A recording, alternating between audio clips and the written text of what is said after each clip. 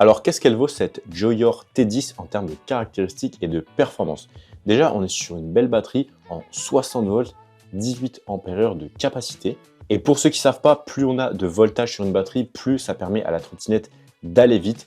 Dans les trottinettes, on a 36 volts, c'est les trottinettes du quotidien, les plus basiques, les moins chères du marché. Ensuite, on passe aux 52 volts. En général, si on a assez de décharge dans la batterie sur ce genre de trottinette, on peut se permettre de faire du tout-terrain, de rouler jusqu'à 45, 60 km/h. Là, on est sur du 60 volts, donc encore un cran au-dessus. Et pourtant, la trottinette n'explose pas en budget.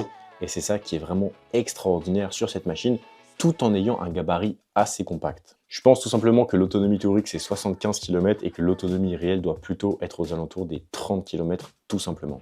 La trottinette est bridée d'usine à 25 km/h et vous avez la possibilité de la débrider pour rouler jusqu'à 60 km/h sur terrain privé. On a des freins à disque hydrauliques à l'avant et à l'arrière de chez Zoom avec des tout petits disques. Je pense qu'on doit être sur du environ 120 mm.